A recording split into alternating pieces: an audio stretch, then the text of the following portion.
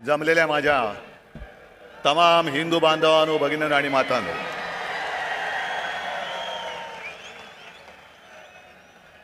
सत्तावन्न वर्ष झाली, पण आपण परंपरा थांबू दिली नाही.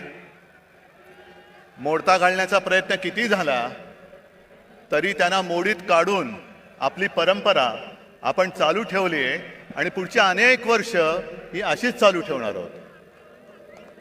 सर्वप्रथम दसऱ्याच्या मी तुम्हाला सर्वांना शुभेच्छा देतो. आज दसरा आहे, शस्त्रपूजन आहे, सरस्वतीचं पूजन आहे आणि हा मेळावा त्या संस्कृतीचं एक विराट दर्शन आहे. आपला मेळावा झाल्यानंतर आपण इकडे खोकासुराचं दहन करणार आहोत. मुद्दामून एक नवीन असुर खोकासूर, रामाने रावणाचा वध केला. कशासाठी केला? कारण असं मी ऐकलंय, असं मी वाचलंय की रावण सुद्धा शिवभक्त होता. पण एवढा शिवभक्त असून सुद्धा रामाला त्याला मारावं लागलं कारण रावण माजला होता. रावणाने सीतेला पळवलं होतं, सीताहरण केलं होतं. त्याचप्रमाणे आज सुद्धा आपली शिवसेना पळवण्याचा प्रयत्न होतोय आणि एक खबरदारी घेतली आहे. आपण नाही, त्यांनी. कारण प्रभू श्री रामचंद्राने धनुष्यबाणाने रावणाचा वध केला होता. भानगड नको म्हणून तो धनुष्यबाण सुद्धा चोरलेला आहे. चोरा, पण एक लक्षात घ्या की ज्याप्रमाणे हनुमानाने रावणाची सोन्याची लंका दहन केली होती, तशीच तुमची खोक्याची लंका दहन करणाऱ्या धगधगत्या मशाली आज सुद्धा माझ्या सोबत आहेत. आणि तुमची खोक्याची लंका आहे. मी जास्त गद्दारांवरती बोलणार नाहीये, कारण त्यांच्यावरती मला बोलण्याची आता गरजच नाही. तुम्ही सगळेजण बोलतायत, माझ्या आधीचे सगळे बोललेत. आणि सध्या क्रिकेटचा मोसम आहे, वर्ल्ड कप सुरू आहे. क्रिकेट पण चालू असतं आणि मध्ये मध्ये जाहिराती पण असतात. आणि काही जाहिराती तर आपल्याला बघून बघून पाठ होतात. त्यातलीच एक जाहिरात आहे, ते 3 हिरो सगळे, अजय देवगण, अक्षय कुमार आणि शाहरुख, ते तिघही येतात, 2-2 बोटं दाखवतात. आमच्याकडे सुद्धा 3 जण बसलेले आहेत. ते सुद्धा 2-2 सांगतात की अरे आमच्याकडे सुद्धा 2-2 हाफ आहेत. आणि ते कमला पसंतवाले आहेत, हे कमळा पसंतवाले आहेत. पसंत आपली आपली. त्यांना कमला पसंत आहे, यांना कमळा पसंत आहे. तुम्ही घ्या आणि तुमचं काय ते बघा. आमच्या नादाला लागू नका. आज महाराष्ट्रामध्ये आणि देशात खूप प्रश्न आहेत. मी भाषणाच्या सुरुवातीला आवर्जून जरांगे पाटलांना धन्यवाद देतोय.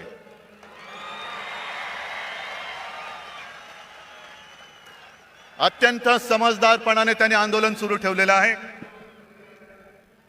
आणि आज त्यांनी एक चांगली गोष्ट केली, धनगरांना साथ घातलेली आहे. मी ज्या वेळेला जालन्यात शांततेमध्ये हे आंदोलन सुरू होतं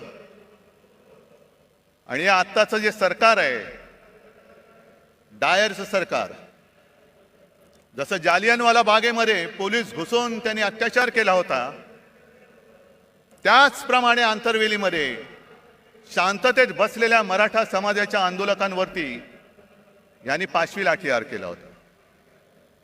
मी तत्काळ तिकडे गेलो, बघितलं. तिकडे हॉस्पिटलमध्ये गेलो. कोणाची डोकी फोडलेत, कोणावरती छरे मारलेले आहेत. पण काही काही घटना अशा घडतात की हृदयामध्ये त्या कायम घर ठीक करून राहतात. ज्या वेळेला आम्ही संभाजीनगर पासून निघालो आणि त्या ठिकाणावरती जात होतो, मध्ये जरा आम्ही थांबलो. एका घरामध्ये गेलो. घर कसलं तुम्हाला गावचं माहिती आहे, ग्रामीण भागातनं बरेच तुम्ही लोक आलेले आहात. तिन्ही सांजेची वेळ होती. मिणमिणत्या दिवा होता. मी जरा तिकडे बाथरूमला जायचं म्हणून गेलो. बाहेर आल्यानंतर त्या घरातली माऊली आणि तिची मुलगी हातामध्ये पंचारती घेऊन उभ्या होत्या. आणि मी त्यांना नमस्कार करून सांगितलं की ताई, आज ओवाळू नका, कारण फार भयानक घटना इकडे घडले. मग ताईंनी मला विचारलं, मी राखी बांधू शकते का? हृदयस्पर्शी प्रसंग होता. आणि ती माऊली मला राखी बांधत असताना तिच्या डोळ्यात पाणी आलं. म्हटलं, ताई काय झालं? ते म्हणलं, मला सुद्धा खूप मारलं बघ म्हणे, गुरावानी मारलं, हात दुखतोय माझा. म्हटलं, काय औषधोपचार केले का? ते नाही म्हणे, मी कशीबशी निसटले, पण माझी सून आणि माझा मुलगा हॉस्पिटलमध्ये. मग नंतर त्यानं सुद्धा मी भेटायला गेलो आणि त्या ताईंचा फोटो आला होता ना, तो पोलिसांची भांडत्या, तो एक निळ्या रंगाची साडी नेसली होती. माझ्यासमोर त्या ताई बेडवरती होत्या, तोंड एवढं सुजलेलं, नाक फुटलं होतं. आणि मग सोबत जे होते त्यांनी मला सांगितलं की साहेब, यांचं डोकं सुद्धा फोडून टाकले. एवढ्या निर्गुणपणात तुम्ही वागता. मी मुख्यमंत्री होतोच आणि त्याही वेळेला हा प्रश्न होताच. मराठा आंदोलन तेव्हाही सुरू होतं, पण इकडे आलेल्या आणि एकाने तरी सांगावं, कधीतरी कोणावर तरी लाठीमाराचा आदेश मी दिला होता का? मग पोलीस एवढे रानटी होऊ शकतात? तेच पोलीस आहेत, आदेशाचं पालन करणारे पोलीस आहेत. आदेशाशिवाय ते असे वेडवाकडं वागू शकत नाही. महाजालन्याचा डायर कोण आहे, कोणी आदेश दिला, काही चौकशी नाहीये. मी जरांगे पाटलांना भेटलो आणि त्यांनी मला त्या बंदुकीची एक पुंगळी दाखवली. साहेब, हे बघा, एवढी मोठी गोळी आमच्यावरती गोळ्या झाडल्या, अश्रूतून सोडला. आणि काश्मीरमध्ये दंगेखोरांवरती ज्या छऱ्याच्या बंदुका वापरतात, त्या छऱ्याच्या बंदुका वापरल्या. कोणाच्या गालात गेलेला छऱ्याच्या, कोणाच्या डोक्यात गेलेला. काय करणार? काय कुठे चाललो होतो आपण? गद्दारांना म्हणा, तुमच्यात हिंमत असेल तर हा प्रश्न सोडून दाखवा. हे खरे बाळासाहेबांचे विचार आहेत. द्या मराठी माणसाला न्याय द्या, मराठा समाजाला न्याय द्या.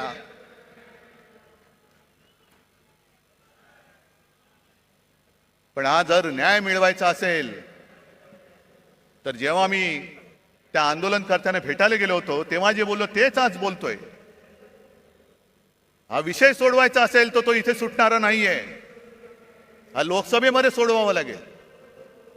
आणि आम्हाला असं वाटलं होतं, नवे आमचा आग्रह होता की ऐन गणपतीच्या दिवसांमध्ये जे खास अधिवेशन घेतलं गेलं होतं, त्या अधिवेशनामध्ये संसदेला तो अधिकार आहे, न्यायालयाचा निर्णय फिरवण्याचा अधिकार आहे. ज्याप्रमाणे दिल्लीचा निर्णय, संपूर्ण बदल्यांचे अधिकार, कोर्टाने दिलेला निर्णय यांनी पाशवी बहुमताच्या जोरावरती जसा वळवला होता, तसाच सगळ्यांना न्याय देणारा निर्णय तुम्ही संसदेत घ्या. घ्या, मराठा समाजाला घ्या, धनगरांना घ्या, ओबीसीना घ्या, किती जाती असतील, किती वंचित असतील. कारण जे शिवसेना प्रमुखांचं वाक्य होतं की जातीला पोट असतं पण पोटाला जात लावू नका. आणि राज्यकर्त्याचं कर्तव्य असतं की ते पोट कोणत्याही जातीचं असो ते भरलं गेलंच पाहिजे, हे राज्यकर्त्याचं कर्तव्य असतं. आई इकडे जे सगळे जमलेत आज तिकडे मेळावा घेत आहेत, बोला, आमचं ती टीका करा, मी तुम्हाला किंमत देत नाही. कारण माझ्या समोर महाराष्ट्रातला हा गोरगरीब आहे. आणि मी जरांगे पाटलांना खास धन्यवाद एवढ्यासाठी देतोय की जातीपातीच्या भिंती उभ्या करून आपापसामध्ये झुंजवण्याचं कारस्थान जे भाजपा करते, त्याला आपल्याला सगळ्यांना मिळून मोडून तोडून टाकायचं आहे. सगळे मराठा म्हणजे सगळे मराठी, एका मातीची आपण लेकर आहोत. फक्त ज्यांच्याशी लढतोय आपण, तो सारासुरा नाहीये, तो कपटी आहे, विघ्न संतोषी आहे. आणि भाजप एवढा विघ्न संतोषी आहे की कोणाचंही लग्न असो, तुम्ही बोलवा अथवा नका बोलू, हे जाणार, पंक्तीला बसणार, भरपूर जेवणार, आडवा हात मारणार. मग श्रीखंडपुरी असेल, बासुंदी असेल, किती पोळ्या खाण्याच्या स्पर्धा लावतील. किती पुरणपोळ्या खाल्ल्या माहितीये तुम्हाला? सगळ्या पुरणपोळ्या फस्त करणार, ढेकर देणार, पण निघताना नवरा बायकोत भांडणं लावून दुसऱ्या लग्नात जेवायला जाणार. अशी ही औलाद आहे, अशी औलाद आहे. आणि मी पुन्हा पुन्हा सांगतोय, भारतीय जनता पक्ष असो किंवा त्या काळचा जनसंघ असेल, यांचा कधीही कोणत्याही लढ्याशी सुतराम संबंध नव्हता. स्वातंत्र्य लढ्याशी तर कदापि नव्हता. मराठवाडा मुक्ती संग्रामात त्यांचं कधी नाव ऐकलं नाही. संयुक्त महाराष्ट्र चळवळीमध्ये सुद्धा ते नव्हते. पण केव्हा एकत्र आले होते? संयुक्त महाराष्ट्र समितीमध्ये ते आले होते. चळवळीत नव्हते, समितीत आले. कशासाठी आले? की हे सगळं आयतं अन्न शिजतंय, घुसून बघूया हात मारायला. म्हणून सगळ्यात शेवटी जनसंघ समितीत सामील झाला आणि सगळ्यात पहिल्यांदी जनसंघ बाहेर पडला जागो वाटपाच्या भांडण करून. सगळं तोडून मोडून टाकायचं. विघ्न संतोषी म्हणतात ते याला. मग जनता पक्षात घुसला, तिकडे दुहेरी सदस्यत्वाचा वाद केला, तिकडे तोडफोड तांबवा पितळ केलं. मग शिवसेनेसोबत आले, तिकडे अकाली दलाबरोबर गेले, कधी नितीश बरोबर, कधी यांच्या बरोबर, कधी त्यांच्या बरोबर, गोव्यात मगो पक्षाबरोबर. हे औलादी लक्षणीची ही जी पार्टी आहे, हे जिथे जाते तिथे सत्यानाश करते. म्हणून मी जरांगे पाटलांना सांगतो की पहिले यांच्यापासून सावध राहा, पहिले यांच्यापासून सावध राहा. आज सुद्धा त्यांनी जे काही केले, हा भगवा इकडे डौलाने फडकतोय, मानाने फडकतोय. पण त्या भगव्यामध्ये दुही, तो जो आला होता ना पानिपतचा अब्दाली, त्यांनी हेच केलं होतं. दुहीची बीज पेरायची, भांडणं लावायची.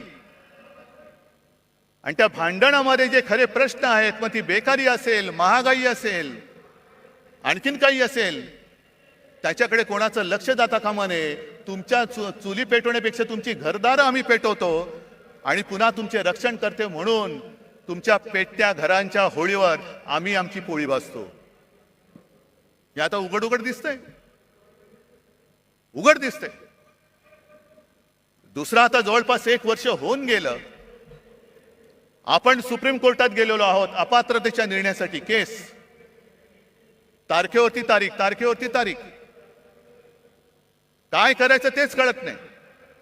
कारण सर्वोच्च न्यायालय प्रत्येक वेळेला कानफट फोडतं यांचं लवादाचं. पण निर्लज्जम सरासुखी कानफट फोडलं तरी गाल सोडत सांगतात की आम्ही आमचं टाइम टेबल सादर करू. ठीक आहे, तुम्ही तुमचं टाइम टेबल द्यायचं तेव्हा द्या. पण एक लक्षात घ्या, मी कोणाचाही अपमान करू इच्छित नाही. न्यायाधीश न्यायमूर्तींचा तर करूच शकत नाही. पण ज्या पद्धतीने हे सगळं चाललेलं आहे ते बघितल्यानंतर एक विनोद नक्की माझ्या लक्षात येतो. आणि तो विनोद म्हणजे असा आहे की एकदा भरल्या कोर्टात न्यायमूर्ती बसलेले असतात आणि केस चालू असतात. कोणाला तारीख दे, कोणाचा निर्णय दे, कोणाचं हिअरिंग घे. आणि मग त्या सोबत कोण असतो त्याला विचारतात, चल पुढची केस कोणती आहे? मग तो सांगतो, साहेब एका 20 वर्षाच्या मुलीची छेड काढलेल्याची ही केस आहे. आता मुलीची छेड काढले म्हटल्यानंतर कोणी चिडणार? बोलवा त्याला, आणा समोर. आणि त्या आरोपीच्या पिंजऱ्यात एक आजोबा काठी टेकत टेकत टेकत येतात. ते न्यायाधीशांचं डोकं आणखीन फिरतं. तुम्हाला लाज नाही वाटत? आजोबा झाला, काठी टेकत चालता आणि 20 वर्षाच्या मुलीची छेड काढता, शरम नाही वाटत? त्या आजोबा शांतपणाने न्यायाधीशाकडे बघतात आणि सांगतात, न्यायाधीश महाराज, जेव्हा ही घटना घडली तेव्हा मी सुद्धा 20च वर्षाचा होतो. काय कळलं? म्हणजे 20 वर्षाच्या असताना ती घटना घडली. आता ते आजोबा झाले, जिची छेड काढली होती ती सुद्धा आजी झाली. पण केस चालू आहे, केस चालू आहे, केस नाही थांबणार. तारीख पे तारीख, तारीख पे तारीख. आता माझं स्पष्ट म्हणणं असं आहे, ठीक आहे, तुम्ही आम्ही केलेल्या अपात्रतेचा निर्णय जेव्हा लावायचा तेव्हा लावा. 20 वर्षानंतर लावा, 50 वर्षानंतर लावा. पण आज संपूर्ण देश बघतोय, संपूर्ण जग बघतोय तो केवळ अपात्रतेच्या निर्णयाकडे बघत नाहीये, तर या आपल्या हिंदुस्थानामध्ये, या आपल्या भारतामध्ये सर्वोच्च न्यायालय म्हणून जे काही आहे त्याला हा लवाद जुमानत नसेल तर सर्वोच्च न्यायालयाचं अस्तित्व राहणार आहे की नाही? या देशात डॉक्टर बाबासाहेब आंबेडकरांनी घटना तिचं अस्तित्व शिल्लक राहणार आहे की नाही? आणि सगळ्यात महत्वाचं म्हणजे अनेक क्रांतिकारकांनी आणि अनेक योद्ध्यांनी रक्त सांडून, बलिदान देऊन, त्याग करून जी आपली भारत माता स्वतंत्र केली, त्या भारत मातेची लोकशाही ही टिकणार आहे की नाही ह्याच्याकडे आमचं लक्ष आहे. बघूया आता 30 तारखेला काय होतंय. नुसता अपात्र कोणाला ठरवणार? आधी जनतेने ठरवूनच टाकलेलं आहे. माझं तर म्हणणं असं आहे की केसचा निकाल लागण्याच्या निवडणुका घेऊन दाखवा. जनता जनार्दन ठरवेल ते पात्र आहेत का अपात्र आहेत. होऊन जाऊ दे खुल्या मैदानात. पण सर्वोच्च न्यायालयाकडनं आम्हाला नक्की अपेक्षा आहे. मध्ये आपले माननीय पंतप्रधान मोदी जे बोलले घराणेशाही घराणेशाही, होय मी घराणेशाहीचा पाईक आहे. कारण मला माझ्या घराण्याचा अभिमान आहे, मला माझ्या आई वडिलांचा अभिमान आहे, आजोबांचा अभिमान आहे आणि सर्व पूर्वजांचा अभिमान आहे. जो कुटुंब व्यवस्था मानत नाही त्यांनी दुसऱ्याच्या घराण्याबद्दल बोलू नये. पहिले कुटुंब व्यवस्था मान आणि मग हिंदुत्वाचं बोल. कारण कुटुंब व्यवस्था हा हिंदू संस्कृतीचा एक पाया आहे. तोच जर तुम्हाला मान्य नसेल तर तुम्ही आमच्यावरती बोलणारे कोण आहात? तुम्हाला काही अधिकार नाहीये. ज्याप्रमाणे मी कोरोनाच्या काळामध्ये माझे कुटुंब, माझी जबाबदारी, सर्व महाराष्ट्र मी माझं कुटुंब मानून माझ्या परीने मी काम केलं, म्हणून मला अभिमान आहे की कोणाच्याही नशिबात नाही ते एक नातं कुटुंब प्रमुख म्हणून मला महाराष्ट्राच्या जनमानसामध्ये स्थान मिळालं. मला अभिमान आहे त्याचा. बरं, घराणेशाहीला विरोध करायचा ना, करा, जरूर करा. पण घराणेशाहीला विरोध करताना आम्ही पोचलेली घराणेशाही तुम्ही डोक्यावरती बसवताय ती पहिली खाली करा. बाप मंत्री, मुलगा आमदार, मुलगा खासदार, हे सगळे जे काही चाललंय ते पहिलं करा. असं काही नाही की सगळीच घराणी काही चांगली असतात, सगळीच घराणी काही वाईट असतात. घराण्याची सुद्धा एक परंपरा असते, घराण्याचे संस्कार असतात. कोण कोणत्या घराण्यातल्या त्याच्याप्रमाणे त्याची ओळख ठरते. ज्याप्रमाणे जर तुम्ही घराणेशाही बघायला गेला, डॉक्टरचा मुलगा डॉक्टर होतो, आम्ही सुद्धा घराणेशाही, घराण्याची परंपरा जपणारे आहोत. त्याचप्रमाणे आणखीन एक घराणेशाही नाही पण घराण्याची परंपरा मी आवर्जून सांगेन, ती म्हणजे आपले सर्वोच्च न्यायालयाचे सरन्यायाधीश चंद्रचूड साहेब. स्वतःच्या कर्तृत्वाने बसलेत, पण त्यांचे वडील सुद्धा सरन्यायाधीश होते आणि कडक होते, कणखर होते. शेवटी इतिहासामध्ये आपली नोंद काय होणार आहे हे प्रत्येकाने खबरदारी घ्यायची. कोणासमोरही न झुकणारा म्हणून माझी नोंद व्हायला पाहिजे की सत्ताधाऱ्यांचे बूट चाटणारा, हे प्रत्येकाने ठरवायचंय. मग जशी घराणेशाहीची परंपरा आहे तशीच काही नावं अशी आहेत ज्यांच्या घराण्याचा आतापताच माहिती नाहीये पण तरी सत्ताधीश झाले. फरक बघाय तुम्ही. हिटलरचे वडील माहिती आहेत कोणाला? हिटलर काय घराणेशाहीतला होता? सद्दाम हुसेन काय घराणेशाहीतला होता? पुतीन काय घराणेशाहीतला आहे? गदाफी काय घराणेशाहीचा आहे? मुसोलिनी, स्टालिन, कोणाची घराणी माहिती आहेत? पण हाही धोका विसरू नका की ज्याचा काही आगापिछा नाही, त्याच्या हातामध्ये जर का देश दिला तर काय होऊ शकतं त्याचं अत्यंत वाईट उदाहरण हे जर्मनी आहे. हे जर्मनी आहे. असाच उदय झाला, लोक पागल झाली, अंधभक्त झाली आणि आज त्यांना जे काही बहुमत मिळाले हे बहुमत तर काहीच नाही. जवळपास 95, 97, 98% त्यावेळेला हिटलरला बहुमत मिळालं होतं विकासाच्याच नावावर. काय केलं त्यांनी? आज जाऊन जर का विचारलं तर जर्मन लोकांना लाज वाटते की त्यांच्या देशामध्ये हिटलर होऊन गेला म्हणून. मग तुम्ही ठरवायचंय की ज्याच्या घराण्याचा आगापिछा माहिती असा निवडायचा की कोणाचा कशाला पत्ता नाही, आज दिसते उद्या गायब. तुमचं मरण तुम्ही पत्करा. मी माझी वाट लावून काम केलं, मला आनंद झाला तुमची वाट लागली, आता मी झोळी लावून चाललो. तुम्ही बसा रिकामी कटोरी घेऊन. आणि हे जर का टाळायचं असेल तर आज माझं ठाम मत आहे, एक काळ जरूर होता की कदाचित याच व्यासपीठावरून हिंदू हृदय सम्राट बोलले होते की देशाला एका मजबूत सरकारची गरज आहे. मजबूत सरकार आपण बघितलं, 9 वर्ष पाहिलं. म्हणजे मला आज सुद्धा आठवत आहे की 14 साली ज्या वेळेला प्रणवदा राष्ट्रपती होते तेव्हा आम्ही सगळे आता वेडगळच आम्ही गेलो होतो सगळे पक्ष मिळून आणि आम्ही सांगितलं की आमचा नेता नरेंद्र मोदी. मग प्रणव मुखर्जी खुश झाले, आम्हाला म्हणाले 25-30 वर्षानंतर एका पार्टीचं सरकार आलं, आता देशामध्ये स्थैर्य येईल. काय आले तुम्ही सांगा? आले स्थैर्य? काय तुमचे प्रश्न सुटलेत? आणि म्हणून मला आज असं वाटतं की सरकार तर बदललं पाहिजेच, पण आता जे सरकार आणायचं आहे हे सरकार मजबूत जरी असलं तरी एका पक्षाचं बहुमत असलेलं पाशवी सरकार नको, अजिबात नको. जेव्हा खुर्ची थोडीशी डगमगीत असते तेव्हा देश मजबूत होतो. नरसिंहरावांनी चांगलं काम केलं, मनमोहन सिंगांनी केलं, अटलजींनी सुद्धा केलं. सगळ्यांना सोबत घेऊन चालणारं सरकार पाहिजे, मिलीजुली सरकार आज पाहिजे आपल्याला. पण यांचं जे सगळं चाललंय, मी मागेच बोललो होतो की हिंदुत्वाचा बुरखा फाटल्यानंतर आतमधल्यांचा बिभत्स किळसवाणा चेहरा, भेसूर चेहरा आता आम्हाला दिसायला लागलेला आहे. जे काय एक स्वप्न दाखवलं होतं 2014 साली, आणि त्यांचीच भाषणं आहेत. पेट्रोल का दाम ऊपर गया की नीचे, गैस का दाम ऊपर गया कि नीचे, डॉलर ऊपर गया, रुपया ऊपर गया कि नीचे. मग काढा, सगळ्या गोष्टी काढा. जे मी तुम्हाला सांगितलेलं आहे होऊन जाऊ दे चर्चा म्हणून गावागावात जाऊन ह्या सगळ्या गोष्टी समजावून सांगा, समजावून सांगा. पण आज सगळं काही त्यांनी गुंडाळून ठेवलेलं आहे. माझ्या आधीचे सगळे वक्त्यांनी एक एक समाचार घेतलेलाच आहे. मी संजय राऊतांचं भाषण ऐकत होतो, भ्रष्टाचारावरती कडाडून बोलले.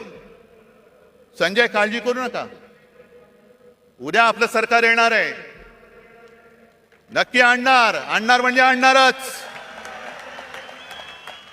आणि आज जे दमदाट्या करतायत त्यांना सुद्धा सांगून ठेवतोय की तुम्ही आमच्या लोकांना जो त्रास देताय तो त्रास बंद नाही झाला तर सरकार आणल्यानंतर तुम्हाला सुद्धा आम्ही उलटे टांगल्याशिवाय राहणार नाही. उलटे टांगू तुम्हाला. मी सर्व शासकीय अधिकाऱ्यांना पण सांगतोय, जो एक फतवा माझ्या पाहण्यात आला, आयकर अधिकाऱ्यांना आता फतवा गेलेला आहे की सरकारच्या प्रचाराची रथयात्रा काढा. का हो, तुम्ही सगळे घेताय ना, सगळे भाडोत्री माणसं गोळा करताय. त्या भाडोत्री माणसामध्ये कोणी मर्द नाही, स्पष्ट आहे. कारण मर्द कधी विकला जात नाही, मर्द कधी विकत घेता येऊ शकत नाही. आणि मर्दपणा तर रक्तामध्ये असावा लागतो. लाचारी असणारे कधी मर्द होऊ शकत नाही. आणि भारतीय जनता पक्षाची आजची हालत जी अशी झालेली आहे, मग त्याचं वर्णन मध्ये ते एक सगळ्यांना असं पेव फुटलं होतं, हनुमान चालिसा. कुठेही हनुमान चालिसा. जा ना मणिपूरमध्ये जा आणि हनुमान चालिसा बोला, आहे हिम्मत. पण हनुमान चालिसा जसा तुम्ही बोलता तशी आपल्या हिंदू संस्कृतीत आणखीनही काही स्तोत्र आहेत. व्यंकटेश स्तोत्र माहिती आहे तुम्हाला? त्याच्यामध्ये स्पष्ट शब्दात लिहिले आहे, गावीचे होते लेंडे ओहळ. म्हणजे काय? गावातलं गटार, गंगेसी मिळता गंगाजळ. मग ते गटार जर का गंगेला मिळालं तर त्याचं सुद्धा गंगाजल होतं आणि तीर्थ म्हणून हे प्राशन करतात. काक विष्ठेचे झाले पिंपळ. म्हणजे कावळ्याने खाऊन त्याची जी काय विष्ठा असते त्याच्या बियेतनं होतं झालं पिंपळ. त्याची निंद्य कोण म्हणे? आता पिंपळ झालाय त्याला निंद्य कसं म्हणायचं? भले असेल तो कावळ्याच्या विष्ठेतून झालेला. तसा भाजप झालाय आता. सगळे गावीचे सगळे लेंडे ओळ एकत्र येतात, या या या या या या सगळ्या कावळ्यांच्या विष्ठा एकत्र करतायत आणि पिंपळ करतायत. बसा मुंज्यासारखे त्याच्यावरती बसून. ही तुमची हालत झाली. हे तुमचं हिंदुत्व. आज मला संताप काय येतो जेव्हा मला लोक सांगतात की साहेब जनतेमध्ये तुमच्याबद्दल प्रेम आहे, तुमच्याबद्दल सहानुभूती आहे. माझ्यासाठी नका, महाराष्ट्रासाठी ठेवा. महाराष्ट्रासाठी ठेवा, आपल्या मराठी मातीसाठी ठेवा. पण त्यावेळेला शिवछत्रपतींनी स्वराज्यासाठी सुरत लुटली होती. हे इथून सुरतेला पळणारे लाचार महाराष्ट्राचं हित सांभाळू शकतायत? सरकार बदलल्यानंतर पहिलं काय केलं यांनी? पहिलं घाईनी मेट्रोची आरेची जागा मेट्रोला दिली. बुलेट ट्रेनची जागा जी मी अडवून ठेवली होती आणि जिकडे करोना सेंटर उभं केलं होतं ते पहिलं बुलेट ट्रेनच्या घशात घातलं. मला सांगा, एवढे सगळे तुम्ही जमलेला किती जणांना बुलेट ट्रेनचा उपयोग होणार आहे? मला सांगा. होणार आहे? तुम्हाला होणार आहे? कोणाला होणार आहे? मग बुलेट ट्रेन कशाला? मग मला कोणीतरी सांगितलं की अहो साहेब, यावेळेला मुंबईतून सुरतेला पळताना किती त्रास झाला. तो कैलास पाटील तर सुदैवाने मधनं उठून आला म्हणून. पण इथल्या गद्दारांना पटकन गुजरातला पळता यावं म्हणून बुलेट ट्रेनची व्यवस्था करतायत, गद्दारांना पळवण्यासाठी. अरे महाराजांनी सुरत लुटली होती, हो लुटली होती, स्वराज्यासाठी लुटली होती. पण तिचा सूड म्हणून तुम्ही आज मुंबई लुटता आहात, महाराष्ट्राचं खच्चीकरण करता आहात. संपूर्णपणे महाराष्ट्र बकाल करायचा, मुंबई बकाल करून टाकायची, मुंबईच्या ठेवीवरती डल्ला मारायचा आणि मुंबईला भिकेला लावून दिल्लीच्या दारामध्ये उभी करायची. हा त्यांचा डाव आहे. त्याच्या विरुद्ध लढण्यासाठी मला तुमची सोबत पाहिजे. मला ते मोडून काढायचंय. बरं, आता मुंबई तर तोडूच शकत नाहीत, कारण मागे शिवसेना प्रमुखांनी सांगितलं आणि तेच मी आज परत सांगतोय, जो कोणी मुंबईला महाराष्ट्रापासून तोडू बघेल त्याच्या शरीराचे तुकडे केल्याशिवाय आम्ही राहणार नाही. कोणी असलं तरी त्याचे तुकडे तुकडे करून टाकू. मग काय करायचं? मुंबई तोडता येत नाही, कारण मुंबई तोडण्याचा प्रयत्न झाला तर महाराष्ट्र तुमचं सरकार जाळून टाकेल. होय, जाळून टाकेल. मग दुसऱ्या मार्गाने मुंबईला कैयात घ्यायची, मुंबईची स्वायत्तता मारायची. मुंबईचा विकास जी मुंबई महापालिका करते ते आता नीती आयोगाच्या माध्यमातून करायचं. कशासाठी? काय करते नीती आयोग? बरं, महापालिकेमध्ये आजपर्यंत असं कधीही झालं नव्हतं. एक तर पालकमंत्री केला, तो सुद्धा बिल्डर, माहिती आहे ना कोण? आणि पालकमंत्र्याचं कार्यालय म्हणजे एका बिल्डरचं कार्यालय हे त्यांनी मुंबई महापालिकेमध्ये थाटलं. हे मुंबई गिळण्याचा हा प्रकार नाहीये. आज तिकडे नगरसेवक नाहीयेत, प्रशासकीय राजवट सुरू आहे. कोण कोणाचे मित्र कसा कारभार करतात आणि किती पैसे खातायत याचा आपण मोर्चाकडून जाब विचारला होता, उत्तर द्यायला तोंड नाहीये. बेधडक भ्रष्टाचार सुरू आहे. बरं, एवढा भ्रष्टाचार करताय, एवढा भ्रष्टाचार करताय, पण संताप एका गोष्टीचा येतो की ज्या माझ्या मुंबईने, माझ्या महाराष्ट्राने करोनामध्ये अतुलनीय काम केलं, मुंबई मॉडेल म्हणून जे जगभरात नावाजलं गेलं, त्या मुंबईत करोनाच्या काळात काय भ्रष्टाचार झाला म्हणून ते स्वतःचे कपडे काढून फिरणारे दलाल आरोप करतायत आणि त्याला हे मिंदे साथ देऊन चौकशी लावले. खिचडीमध्ये काय होतं, औषधं कुठून घेतली, आणखीन कुठून काही केलं. अरे दरिद्री लोकांनो, मुंबई सारखी सोन्याची राजधानी, हे आपल्या देशाची आर्थिक राजधानी, तिचं महत्व तुम्हाला मारताय तुम्ही आणि बूट चाटे डोळ्या देखत ते होऊ देतात. मुंबई माझ्या देशाची, भारत मातेची आर्थिक राजधानी होती का आहे हे आता समजत नाही. कारण सगळे चांगले केंद्र, सगळे उद्योगधंदे हे गुजरातमध्ये नेले, मुंबईच्या बाहेर नेले, महाराष्ट्राच्या बाहेर नेले, काही दिल्लीला नेले. फिल्म सिटी आता उत्तर प्रदेशमध्ये नेत आहेत, जरूर न्या. पण जे मुंबईच्या हक्काचं आहे ते ओरबाडून तुम्ही नेत असाल तर तुम्हाला याच मुंबईत गाडून टाकल्याशिवाय राहणार नाही आम्ही. आणि कसला घोटाळा? कोरोना काळाच्या घोटाळ्याचं जर चौकशी करायची असेल तर मुंबईची जरूर करा, सगळ्या महापालिकांची करा, ठाणेची करा, पुणेची, पिंपरी चिंचवड, नागपूरची सुद्धा करा. जे नागपूर आमच्या उपमुख्यमंत्र्यांनी बुडवून दाखवलं त्याची चौकशी करा. आणि मी तर म्हणतो, हिम्मत असेल तर पीएम केअर फंडापासून संपूर्ण काश्मीर कन्याकुमारी पर्यंत सर्व राज्यांची चौकशी करा, होऊन जाऊ दे. कशी मुंबईने आरोग्य व्यवस्था उभारली, महाराष्ट्राने आरोग्य व्यवस्था उभारली, आणि कसं तुम्ही त्या गंगेमध्ये प्रेत सोडत होतात, कशी गुजरातमध्ये सार्वजनिक चिता पेटल्या होत्या, आणि त्याच बरोबरीने केंद्र सरकारने भाजप औषधे दिली, किती ऑक्सिजन दिला, किती व्हेंटिलेटर्स दिले, आणि विरोधी पक्षांकडे असलेल्या सरकारकडे अधिकृत नाही अनधिकृत टेबलाखालनं किती दिले त्याचाही घोटाळ्याची तपास करा. पण आम्ही मुंबई वाचवली, आम्ही महाराष्ट्र वाचवला, त्याचं कौतुक नाहीये. पण मुंबईला बदनाम करून टाकायचं जे षडयंत्र म्हणतो ते हेच, की मुंबईला संपवून टाकायला, मुंबईला बकाल करून टाकायची, मुंबई म्हणजे भ्रष्टाचार खाणारे हेच. आणि आमच्या अंगावरती येत आहे, अरे शेण तुम्ही खाताय, आमचं तोंड कशाला हुंगाला येत आहे? पहिले स्वतःच्या तोंडाचा वास घ्या, हिंमत असेल तर.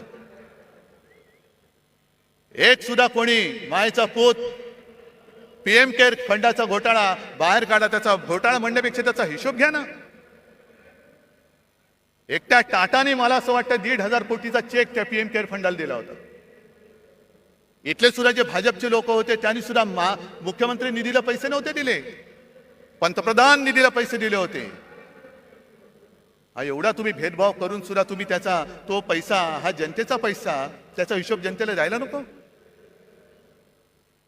आणि आज संपूर्णपणे जो कारभार सुरू आहे, आरोग्य यंत्रणेचे कसे काय 3-13 वाजलेत बघा. मला या बोंबलणाऱ्याने एकच सांगायचंय की तुमचे नेते दिल्लीतनं संपूर्ण देशाला रिकाम्या थाळ्या बडवायला सांगत होते आणि गो करून बोंबलायला लावत होते ना, त्यावेळेला आमच्या सरकारने गोरगरिबांना 5 रुपयात रिकामी नाही भरलेली थाळी शिवभोजन म्हणून दिली. याला म्हणतात सरकार. हे आमचं हिंदुत्व आहे. हा आमच्या आणि तुमच्या हिंदुत्वातला फरक आहे. तुम्ही रिकाम्या थाळ्या बडवणारं तुमचं हिंदुत्व आहे आणि गोरगरिबाला पोट भरून जेवण देणारं आमचं शिवभोजन हे आमचं हिंदुत्व आहे. ज्या वेळेला तुम्ही रस्त्यावरती उतरला होता आणि तुमचे ते महामहिम काळी टोपी मला पत्र दिलं होतं, पत्रमध्ये छान लिहिलं होतं. माझ्याकडे काही लोक आली होती आणि त्या लोकांनी मंदिरं उघडण्यासाठी विनंती केली. मला कळत नाही तुम्हाला असे ईश्वरी काही संकेत येतात का की तुम्ही मंदिरं बंद ठेवलेत. किती विक्षिप्त बिंडूक माणसं असतात. आपल्याला बरेचदा कळत नाही टोपी खाली दडलंय काय. पण जेव्हा तुम्ही मंदिरं उघडायला सांगत होता तेव्हा आम्ही गावागावात खेड्यापाड्यात आरोग्य मंदिरं उघडत होतो. हे आमचं हिंदुत्व आहे. तुम्ही सगळं उघडा उघडा सांगत होता तेव्हा आम्ही आरोग्य यंत्रणा वाढवली, रुग्णशय्या वाढवल्या होत्या, टेस्टिंगच्या केंद्र वाढवली होती. जी जेमतेम 2-3 केंद्र महाराष्ट्रात होती ती आपण 600च्या वरती केली होती. हे आमचं हिंदुत्व आहे. जर कोणी आपल्या समोर तळमळत असेल तर त्याला वाचवणं, त्याची जात पात विचारत नाही बसलो आम्ही. कोणी असेल, होय मालेगावमध्ये मुसलमान सुद्धा आले होते, त्यांना सुद्धा आम्ही वाचवलं. धारावीमध्ये आम्ही धारावी वाचवली. हे आमचं हिंदुत्व आहे. पण मुंबईचा जो धोका आहे मी मगाशी तुम्हाला सांगत होतो तो की आता धारावी सुद्धा गिळायला निघालेत. इथे आली असतील काही धारावीची लोक. धारावीचा विषय मी स्वतंत्रपणे धारावीत येऊन घेणार आहे. पण आता याच्या घशामध्ये धारावी त्यांनी घातले तो कोण यांचा मित्र तुम्हाला माहिती आहे? कोण? मला माहित नाही. मी अडाणी आहे बाबा, मला काय कळत नाही. तुम्हाला काय कळतंय? आणि सहज जर का अभ्यास केला तर माझे तर डोळे पांढरे झाले. जवळपास 150 कोटी स्क्वेअर फुटाचा FSI तिकडे मिळणार आहे. म्हणजे सगळी, आणि तो FSI दक्षिण मुंबईत तो वापरू शकणार. म्हणजे मुंबईची ओळख काय राहणार, कोण येणार कोण राहणार. आणि हा विकास केवळ तुमच्या मित्राचे खिसे भरायला आम्ही होऊ देणार नाही. धारावीचा विकास झालाच पाहिजे. तिथे जो झोपडीमध्ये राहतो, ज्याला आम्ही वाचवलेलं आहे, त्याला प्रत्येकाला हक्काचं घर मिळालंच पाहिजे. पण त्या हक्काबरोबर घराबरोबरच प्रत्येक घरामध्ये जे उद्योगधंदे आहेत, अगदी मायक्रो स्केल, लघु उद्योग, सूक्ष्म उद्योग, काही कुंभारवाडे आहेत, त्यांना सुद्धा तिकडे जागा मिळाली पाहिजे. ती सुद्धा सोयी त्यांना मिळाली पाहिजे. आणि सगळ्यात महत्वाचं म्हणजे धारावीच्या एका परिसरामध्ये तुम्ही घरं जरूर बांधा. पण आज देखील माझा गिरणी कामगार घराविना फिरतोय, वणवण फिरतोय. त्या गिरणी कामगारांच्या मुलांना धारावीत घरं द्या. वांद्रा वसाहतीमध्ये सरकारी कर्मचाऱ्यांना घरं तिथल्या तिथे मिळावीत असा निर्णय आमच्या सरकारने घेतला. हे द्यायला तयार नाही आहेत. वांद्रा वसाहतीत तिथल्या कर्मचाऱ्यांना घरं मिळालीच पाहिजेत. पण त्याच्या नंतरचे जे कर्मचारी आहेत त्यांना सुद्धा धारावीत घरं द्या. पोलिसांची घरं कमी पडत असतील तर पोलिसांना सुद्धा धारावीत घरं द्या. कारण आम्हाला हिंदुत्व जपायचं आहे, पण त्याच बरोबरीने मुंबईवरचा मराठी ठसा सुद्धा आम्हाला अधिक गडद करायचा आहे. नुसती धनदांडग्यांची मुंबई करू नका. साध्या सुध्या ग्रामीण भागातल्या माणसाला इकडे परवडणाऱ्या दरामध्ये धारावीमध्ये घर द्या. कारण धारावीवरती एवढ्या सवलती त्यांनी उधळलेल्या आहेत, एवढ्या उधळलेल्या आहेत की त्याचा फायदा जर गरिबांना मिळणार असेल तर आनंद आहे. पण तो जर का तुमच्या मित्राच्या खिशात जाणार असेल तर मात्र आम्ही तो जाऊ देणार नाही. आणि मुंबई काय धारावी सुद्धा त्याला गिळू देणार नाही. हा निश्चय करून आम्ही रस्त्यावरती उतरू. ही मुंबईची अवहेलना तुम्हाला मी सांगतोय. किती सांगायच्या गोष्टी. अंबादास, तुम्ही सगळ्या शेतकऱ्यांचा विषय घेतला असाल. एक तर दुष्काळ आपल्या माथी आलेला आहे. माझ्या माहितीप्रमाणे आता जो खरीप झाला त्याचं 22% उत्पादन कमी झालेलं आहे. पाऊस पुरेसा नाही, धरणामध्ये पाणी साठा बरोबर नाहीये. पुढच्या मोसमापर्यंत पिण्याचं पाणी कसं पुरवायचं. कारण आज गावागावांमध्ये टँकर सुरू झालेत की नाही तुमच्यापैकी कोणाच्या गावात. आज टँकर सुरू झालेत. उद्या काय होणार आहे सांगता येत नाही. पण सगळ्यात संतापाची गोष्ट अशी आहे की मधल्या काही एका दिवशी मी शिर्डीमध्ये गेलो होतो दुष्काळी पाहणी करायला. आता टीव्हीवरती तुम्ही बघितलं असाल, मला कोण म्हणेल हा काही वेडा आहे का रे, भिजतोय आणि दुष्काळाची पाहणी करतोय. पण वस्तुस्थिती अशी होती की त्या दिवशी मी पावसामध्ये भिजलो होतो, पण माझ्या समोरची पिकं ही करपून गेली होती. मग त्या पाण्याचा चिखल होण्याखेरीज काही उपयोग नव्हता. मग शेतकऱ्याची ती पेरणी वाया गेलीच. कर्ज डोक्यावरती चढलं. पण कर्ज डोक्यावर चढण्यापूर्वी त्यांनी सरकारने जी एक योजना काढली, प्रधानमंत्री पीक विमा योजना. आता थोडं तुम्ही शहरातले असला तरी सांगायला पाहिजे की या पीक विम्यामध्ये 3 हिस्से असतात. एक केंद्र सरकार देतं, दुसरं राज्य सरकार देतं आणि तिसरा शेतकरी देतो. या सरकारने एक चांगली गोष्ट केली की शेतकऱ्याचा हिस्सा स्वतः भरला आणि 1 रुपयात शेतकऱ्याला विमा देण्याची घोषणा केली. चांगली गोष्ट केली. त्याचा परिणाम काय झाला. साधारणतः 90-95 लाख शेतकरी जे विमा उतरवायचे, विमा काढायचे, ते यावर्षी जवळपास 2.25 कोटी शेतकऱ्यांनी ती नोंदणी केली. 2.25 कोटी, 1,70,00,000पेक्षा जास्त. मग चांगली गोष्ट झाली. आता दुष्काळ पडलाय, पीक गेलं. मग सरकारने बैठक घेतली की पूर्ण पंचनामे होईपर्यंत, मागणी येईपर्यंत तुम्ही अग्रिम एक रक्कम द्या. आणि माझी जी माहिती आहे, विमा कंपन्यांनी हात वर केले, आम्ही देऊ शकत नाही. का देऊ शकत नाही. कारण जे निकष आहेत त्या निकषामध्ये सलग 21 दिवस जर पाऊस पडला नाही तर आणि तरच नुकसान भरपाई मिळते. काही जणांना त्यांनी असं सांगितलं की तुमच्या नुकसानीची नोंद तुम्ही 72 तासात केली नाही म्हणून तुम्हाला नुकसान भरपाई मिळणार नाही. काय सरकार करते. तुम्हाला विमा कंपन्या जुमानत नाही. अरे मागे शिवसेनेने आंदोलन केल्यानंतर पटपट पटपट पटपट सगळ्यांना भरपाई दिली होती.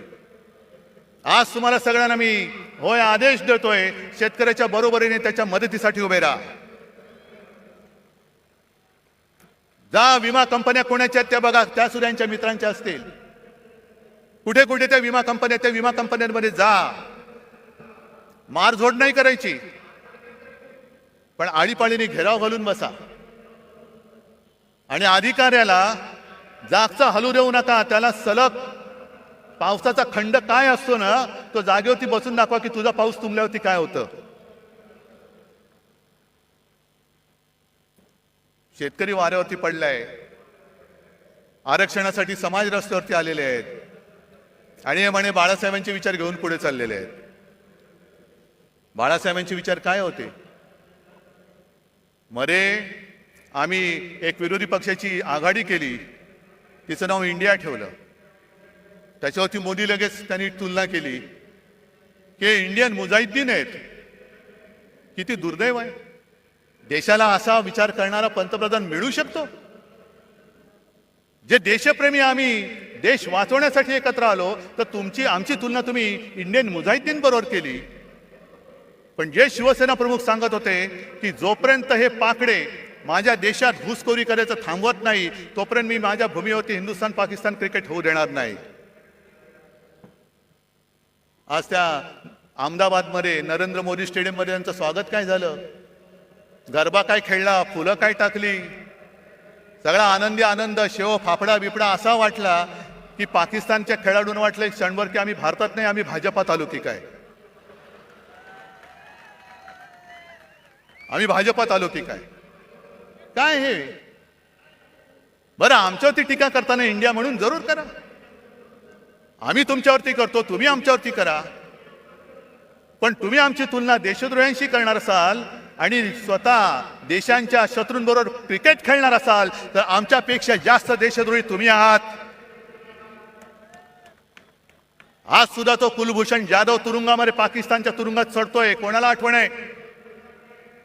4 दिवसापूर्वी सीमेवरती पाकिस्तानच्या सैन्याने गोळीबार केला, शस्त्रसंधी मोडली आणि 2 जवान आपले घायाळ झाले.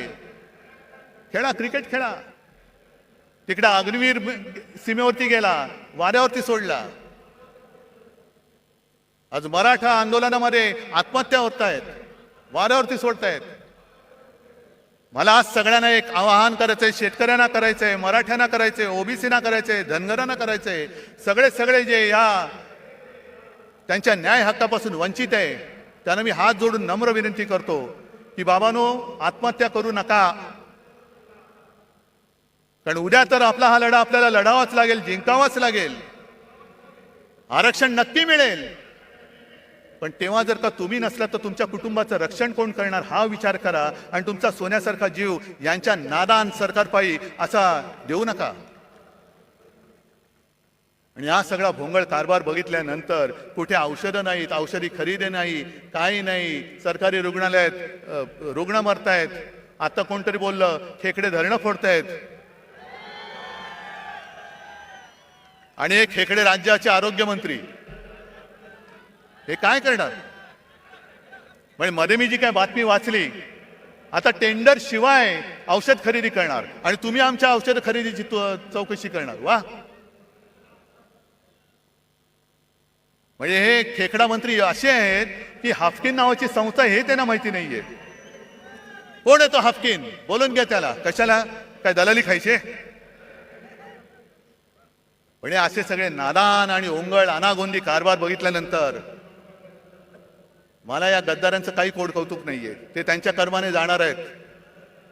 कपाळावरती आयुष्यभर पुढच्या सगळ्या पिढ्यांमध्ये गद्दार म्हणून एक शिक्का कायम चाललेला आहे. तो किती घासू म्हटलं, कोणताही साबण लावा, तो पुसला जाणार नाहीये. आणि म्हणून तुम्हाला सगळ्यांना एकच विनंती करतो, कारण आपण छत्रपती शिवाजी महाराजांची मावळे झालो तरी खूप झालं. पण एका गोष्टीमध्ये आपण नशीबवान आहोत की तो मोगली वरवंटा तोडून मोडून टाकणारं ते शिवतेज आपल्या महाराष्ट्राच्या मातीमध्ये जन्माला आलं. त्या मातीत आपला जन्म झालेला आहे, हे लक्षात ठेवा. त्याचा भुसा तुम्ही पाडा, पण छत्रपतींच्या भगव्याशी गद्दारी करणारा महाराष्ट्रामध्ये शिल्लक ठेवायचा नाही. आणि आमचं हिंदुत्व हे राष्ट्रीयत्व आहे. आमचं हिंदुत्व हे राष्ट्रीयत्व आहे. जो कोणी या देशासाठी मरायला तयार आहे, देश वाचवायला तयार आहे, तो जातीपाती धर्माने कोणी असला तरी तो आमचा आहे, आमचा हिंदू आहे. आणि कोणीही असो, जो जातपात धर्माने कोणी असला आणि देशाच्या मुळावर आलेला असला, अधिक कुरुलकर असला तरी देखील तो देशद्रोही आहे. तो देशद्रोही आहे. मला अजूनही कळलेलं नाहीये. जरा थांबा ना. आहे, थांब. मला अजूनही कळलेलं नाही त्या कुरुलकर बद्दल संघाची भूमिका काय आणि भारतीय जनता पक्षाची भूमिका काय. जर त्यांनी आपली गुपित पाकिस्तानला दिली असतील तर तो मराठी असो, हिंदू असो, कोणी असला तरी त्याला फासावरती, जर गुन्हा सिद्ध झाला तर फासावर दिलं गेलं पाहिजे. कारण आमच्यासाठी, मी परत सांगतो, आमचं हिंदुत्व हे राष्ट्रीयत्व आहे. आमचं हिंदुत्व परत सांगतो, शेंडी, जानवेशी आणि घंटेशी जोडलेलं नाही, ते या देशाच्या मातीशी जोडलेलं आहे. म्हणजे देश वाचला तर महाराष्ट्र वाचेल, आणि महाराष्ट्र वाचला तर देश वाचेल. आणि महाराष्ट्र वाचवणारे सगळे जवान, सैनिक माझ्यासोबत बसलेले आहेत. सेनापती बापट जे बोलले होते त्याचा अर्थ आता कळतोय. माहिती आहे ना, त्यातली एक ओळ महत्वाची आहे. ज्या 4 ओळी आहेत, महाराष्ट्र मेला तरी राष्ट्र मेले. म्हणजे महाराष्ट्र खतम झाला तर राष्ट्र खतम. मराठा विना राष्ट्र गाडा न चाले.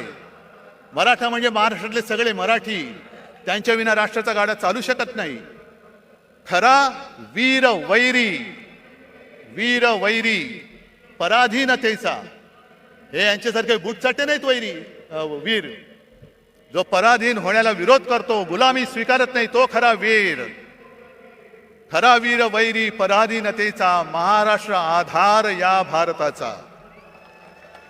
आज संपूर्ण भारत आपल्याकडे बघतोय. अरे त्यावेळेला सुद्धा असाच अंधकार पसरला होता.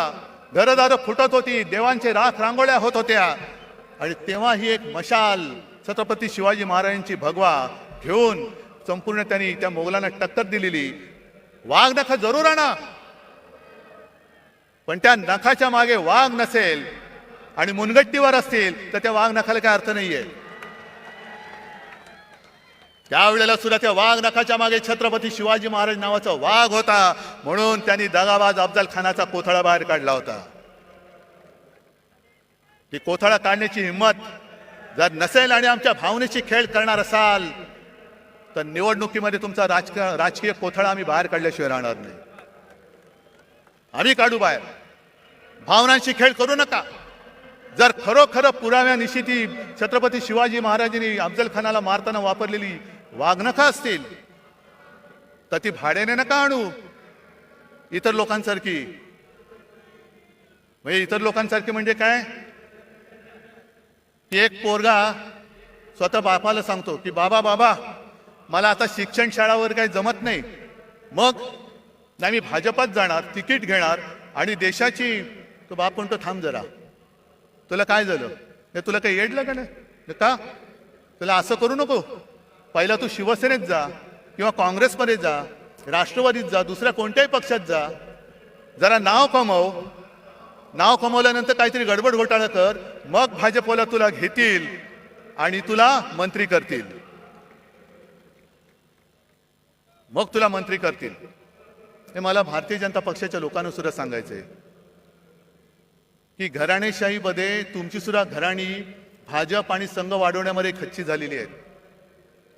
आज जर का तुमच्या घराण्याच्या त्यागाला काही किंमत मिळणार नसेल आणि नुसतं उपऱ्यांच्या सतरंज्या काढण्याचं घालण्याचं काम तुम्हाला करायचं असेल तर हाच भाजप, हाच संघ तुम्हाला तरी अपेक्षित होता का. नुसतं सतरंज्या घालताय. आणि म्हणून हा भावनेशी खेळ आता बस झाला. आपल्याला आता महाराष्ट्र संपूर्ण हिंदुत्वाबरोबर मराठी माणसाची एकजूट, जे शिवसेना प्रमुखांचं पहिलं वाक्य होतं 96 कोळी 92 कोळी, मराठा मराठे तर 96 कोळी 92 कोळी. स्पृश्य अस्पृश्य कोळी आगरी हे सगळे भेदाभेद गाडून मराठी माणसाची भक्कम एकजूट बांधा. त्या एकजुटीच्या हातामध्ये शिवरायाचा आणि हिंदुत्वाचा पवित्र भगवा आपल्याला घट्ट धरायचा आहे. आणि म्हणून परत एकदा एकच सांगतो की आता या गद्दारांकडे दुर्लक्ष करा. आज सुद्धा अनेक जणांना फोन येत आहेत आणि परत सांगतो, ज्याला इमान विकायचं असेल सरळ इमान विकून मोकळे व्हा. जा तिकडे. माझ्याकडे एवढे वाघ बसले असताना मला नादान आणि भ्याडांची गरज नाहीये. आणि सरकारला मी आव्हान देतो, सुप्रीम कोर्टाचा निकाल लागेल तेव्हा लागेल, पण जर तुमच्यामध्ये हिंमत असेल तर मुंबई महापालिकेसह लोकसभा आणि विधानसभा सुद्धा घेऊन दाखवा. आमची तयारी आहे. दाखवून द्या. आम्ही जनतेच्या कोर्टात येतो. जो जनता निकाल देईल तो आम्हाला मान्य आहे, तो आम्हाला मान्य आहे. पण याची खात्री तुम्हाला आहे की जर का जनतेच्या कोर्टात गेलो तर इकडे तारीख पे तारीख नाही, एक गाव दोन तुकडे एका फटक्यात घरी पाठवतील लोक तुम्हाला. आणि त्याला घाबरलेत म्हणून यांनी युनिव्हर्सिटीच्या निवडणुका सुद्धा पुढे ढकलून टाकल्या. असं हे सगळं घाबरट सरकार फक्त महाराष्ट्राची आणि देशाची वाट लावते. ती वाट आणखीन लागू नये म्हणून जिथे जिथे आपल्याला शक्य होईल तिथे तिथे यांचा पाडाव आपल्याला करावाच लागेल. करणार? जरा तुमच्या हाताच्या मशाली दाखवणार?